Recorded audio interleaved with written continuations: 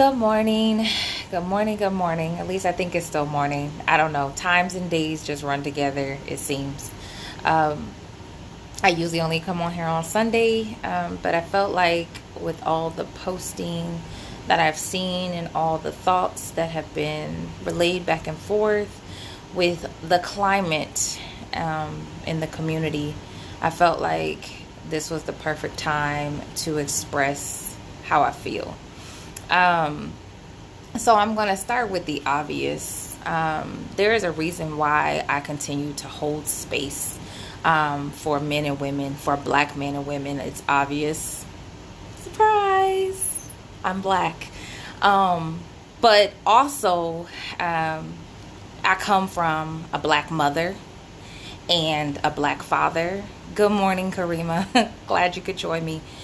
So I hold space in honor of histories of parents and grandparents and great grandparents. I was just talking to a coworker a week and a half ago about the beauty of being able to trace my lineage back to the early 1800s on my father's side. So I know that the egregious behavior that was done a short 50 or 60 years ago is not over. It's being done now. We hashtag every time it's done. George Floyd, Emmett Till. And I bring up Emmett Till because we just found out he didn't whistle at that white woman, but he was killed. And so I hold space for people who don't want to watch the videos. I hold space. Hi, Tina. Love to you and your family. Hey, Tiffany. I hold space for people who can't put their words together, who can't get the emotions out. If you want to fuss, if you want to cry, if you want to paint, if you want to do something, do something. Please don't do no burning of buildings. That is not proving anything. We have to be smarter than our pain and our anger. You can be angry. You can live in pain. Absolutely. But you need to use that to propel you into further action. What congressman and woman are you writing?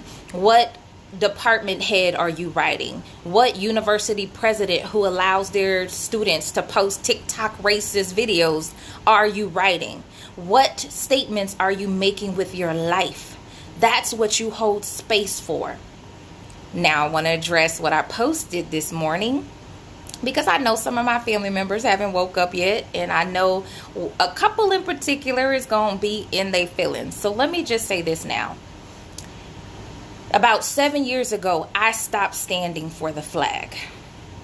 I stopped standing for the flag because if you go over what it says, I pledge allegiance to the flag of the United States of America, to the republic for which it stands, one nation, under God, indivisible, with liberty and justice for all.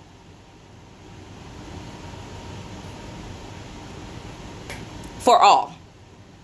So we've been lying to ourselves all these years, getting comfortable and complacent all these years, buying t-shirts and selling chicken dinners all these years.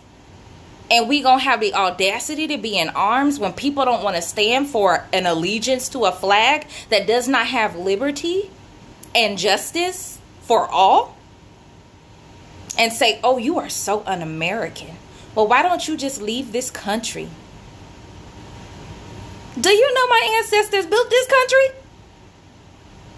I have just as much right to it as you do. But all lives don't matter. All people don't matter. Our president wanted to build a wall. So there is no liberty and justice for all. We have to hold space for the people that aren't counted in that number. We are not counted in that number. So I dare people to use their voices, use their privilege. Don't just stand in your silence when you see your brothers and sisters who may not look like you hurting. Because even though many of us don't know George Floyd or Ahmaud Arbery or Breonna Taylor, they look like someone we know.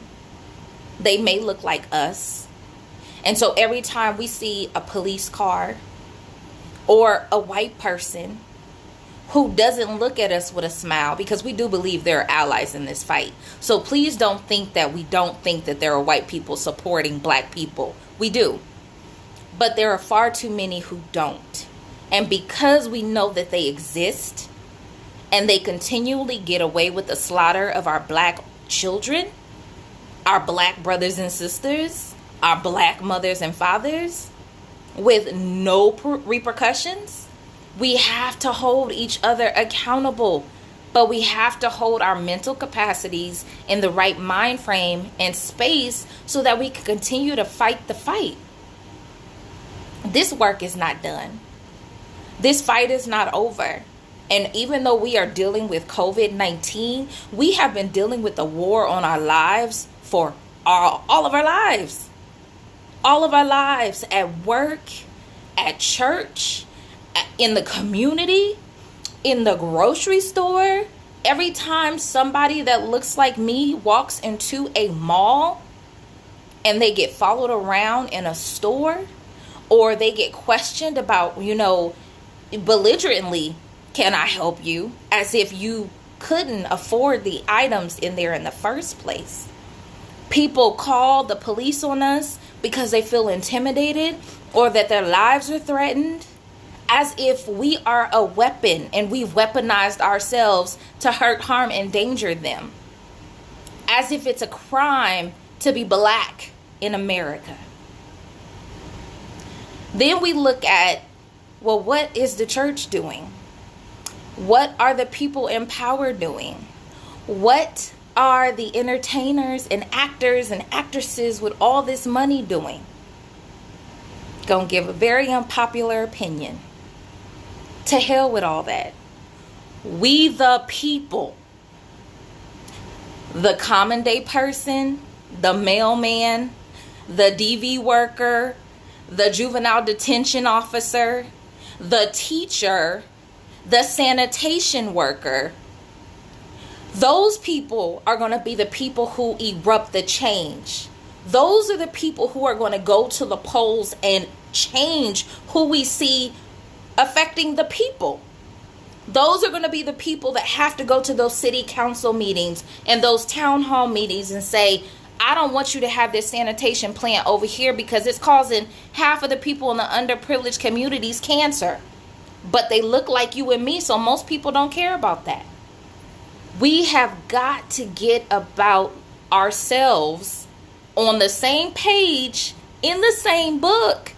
There are too many agendas. Everybody wants to be the boss. It's not about that. We need a leader. We need a new party. We need somebody to step up and show up and fight day in and day out. But we need them to immobilize and to equip and to educate us in a way that we are not sending people out to do foolishness like loiter and burn down buildings. And you're burning down the wrong buildings anyway. So it doesn't even make sense to me why that is a way to express yourself. Of course, those things may never change because we live in a world where history continues to repeat itself. But we have got to hold a safe space for each other. And I'm not saying shoot everybody up and cause a disruption, but we have got to be able to get together in a way that is unified, a way that is dignified, a way that honors these lives, because these individuals are more than hashtags. We are more than hashtags. I want my life to count for something before it becomes a hashtag. And so when you show up at work, at church, or whatever other thing that you don't never want to go to no way, but you go anyway, get you a why in your spirit. Get a reason why you are going to vow to fight for yourself, for your children, for your spouse, for your brother, for your sister, because they too can become a hashtag. My why is my nephew. Because you look at people who are unable to fight for themselves. My nephew's autistic. He's 19. He's about 6'5", close to 300 pounds. Sweet as pie, but if you didn't know him, he looks intimidating. And I would be doggone if some Suzanne, Rebecca, or Karen calls the cops on my nephew because he is threatening to her. He wouldn't bust a grape at a fruit fight. But you need to know that people will fear what they don't know. They will fear what they don't understand. They will fear what they cannot control. We are a royal people. We were robbed of that. We need to be reminded that we have to do something bigger and better than what we're doing. We have to rally the troops. This is a revolutionary experience, and it's a hurtful one, because every day I turn on Facebook, I get on Instagram, I talk to somebody about whatever, and they're like, well, did you see this on the news? Or did you see this in the article? Or did you hear about so-and-so and so-and-so and so-and-so and so-and-so? Until we become numb. Until we have so much compassion fatigue that we don't react, and therefore we don't act. We have to give ourselves permission to feel. So anybody that's numb, wear it off. This is not a time to be numb to it. This is not a time to ignore it. Yes, hug every individual in your life right now. Love on them and tell them that you love them. But understand that this war is not just against us in COVID-19, in terms of the whole entire country, the whole entire world. This is a war against us as a people, as a race, as a generation. However they can silence us. Why else would they open up churches for worship? And everyone that has said we are already the building, our person, and we can worship in spirit and truth wherever we are, you got to take note of how the world operates, so you know how you operate. And not because you're reacting to what they're doing, you're aware. You're educating yourself and you're equipping yourself, because we got to stay ready. This is a war. How are you prepared for this war?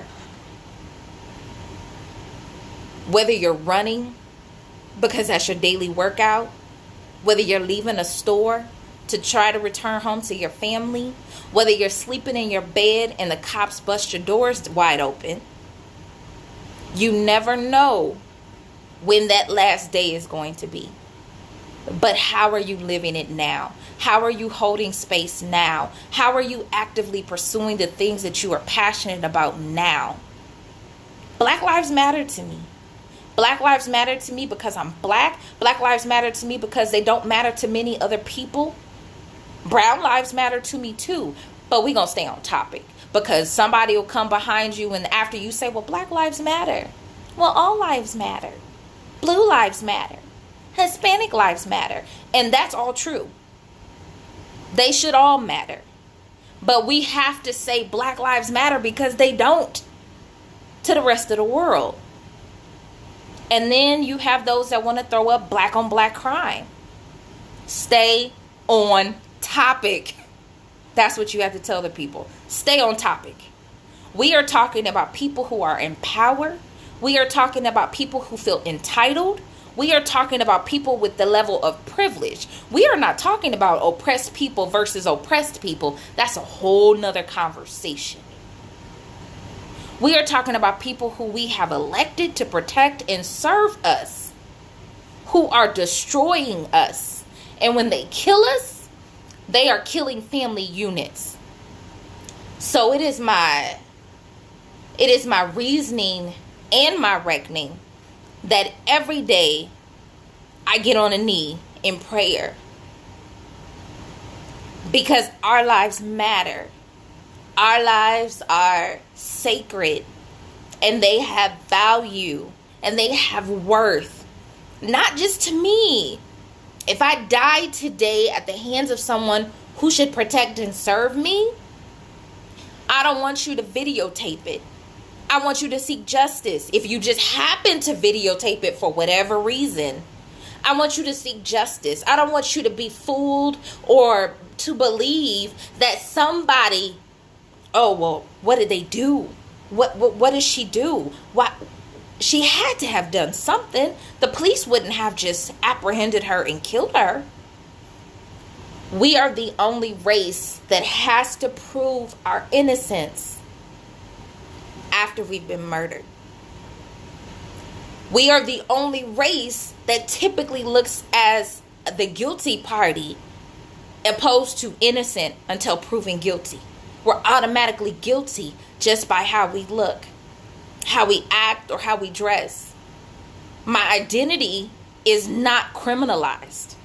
My identity, my race is not something that you can use against me and call the police on me for. But you do it anyway. So now I'm having a conversation with my non-black friends, my non-black family members. You are either an ally or you're an enemy. There is no more riding the fence. There is no more in between. To my white men and women who have black children, who've adopted black children, who are raising black children, you either are an ally or you are an enemy. There is no riding the fence. That's like God saying you are either hot or cold. You can't be lukewarm. If you are anything riding in the middle, I need to go ahead and discontinue this relationship, because you need to understand that I will bear every burden that you have with you.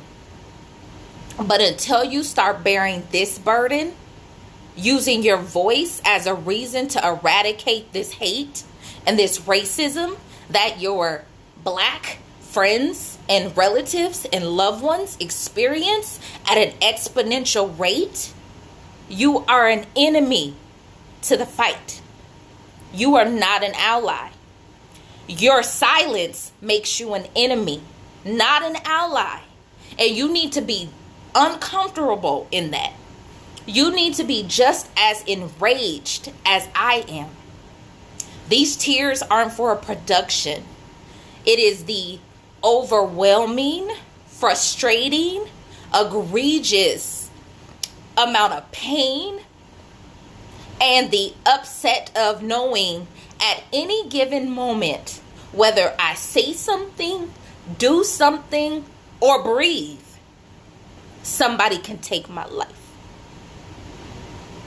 So you have to understand, I'm not angry all the time, but I spend half of my life as a black person angry and the other half tired, which makes me sick inside. Because every time I look up, we are being murdered. We are being slaughtered.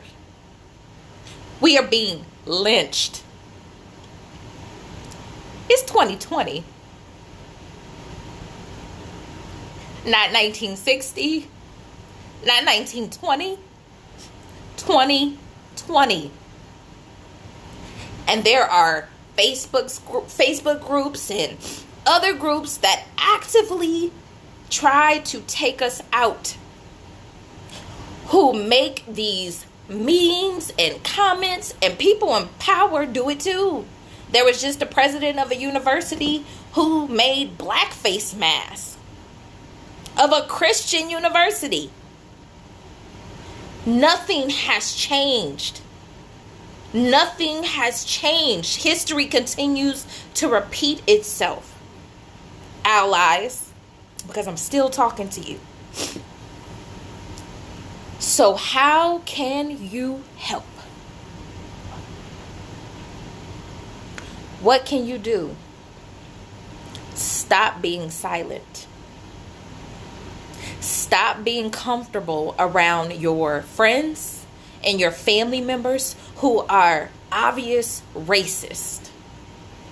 Stop being okay with conversations that you know are not above reproach, that are disingenuous, that are inappropriate, that give some dark or side-handed or sarcastic comment about someone else's life. whether they're disabled, hard of hearing, or they don't look like you and their race is different. We allow so much to infiltrate our minds, come out of our mouths, and matter on autopilot because we've conditioned ourselves to think that's okay.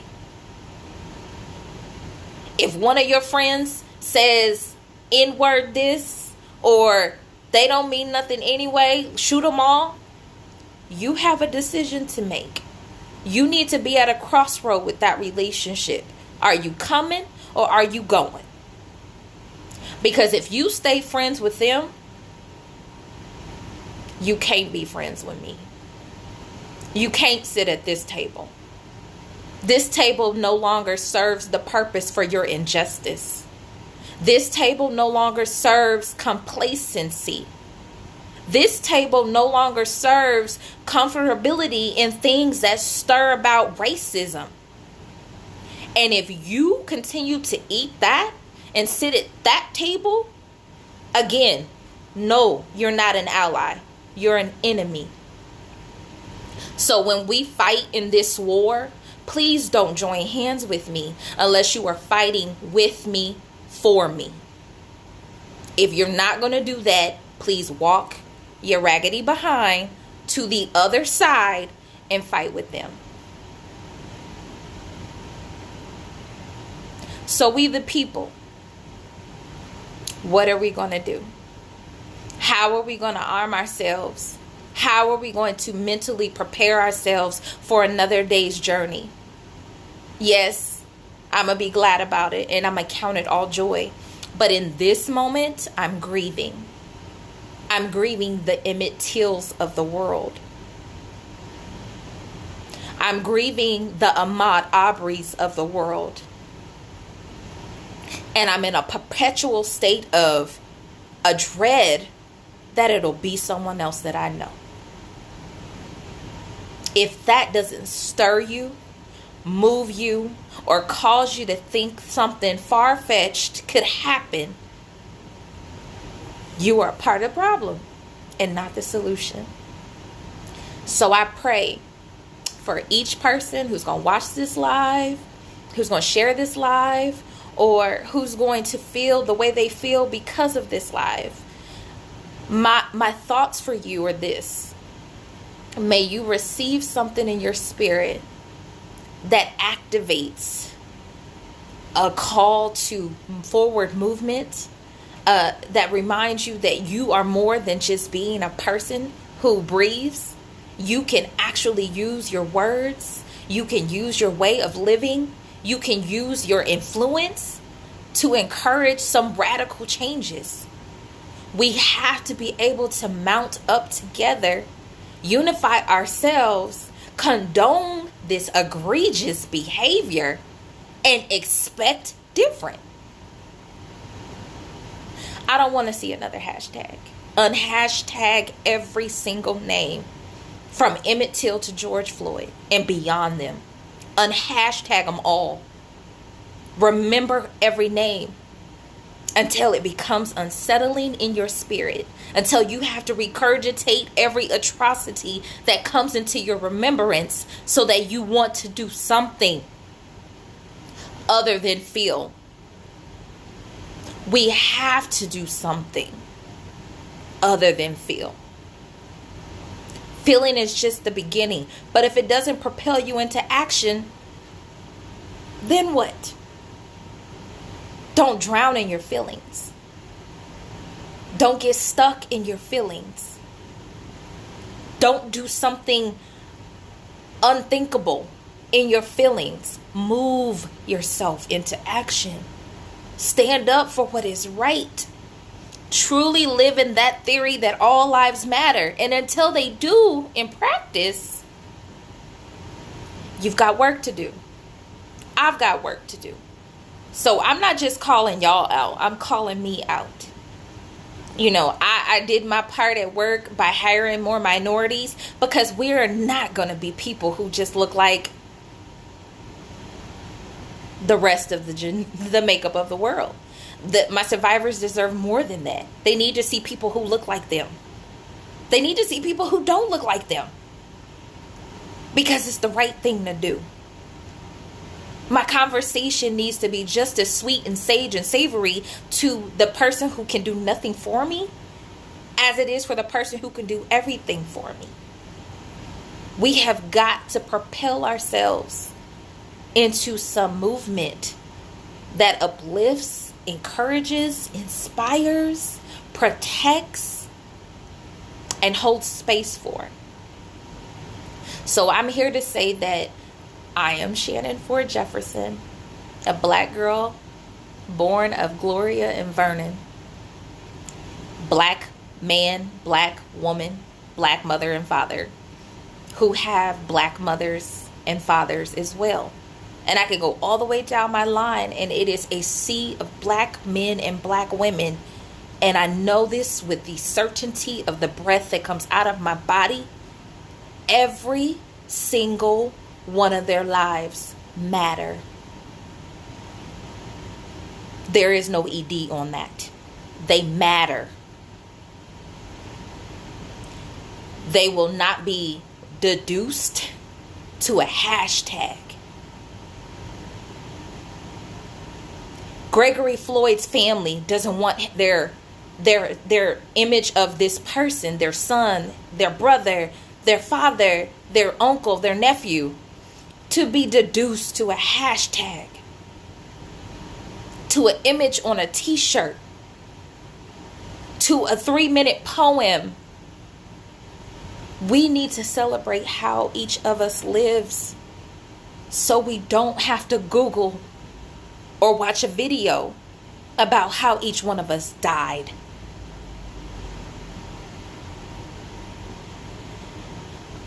I love y'all with all the love that I can muster up today, which is a whole lot, because each one of you matter to me. So I will be back here on Sunday, hopefully with less emotional tears, but I'll be back here nonetheless as I continue this talk about things and people and dysfunctional relationships. But this needed to be said. This was pressing on my soul, and I have learned to be obedient to that which presses me and not to be so pressed by things. So I hope that something here is imparted in each one of you, and happy Thursday. Be the change that you want to see in this world. Be the change, be the reason, be the voice, be the love, be the light. But it's up to you. It's up to me. Your life matters. I love each and every one of you. Have a good day.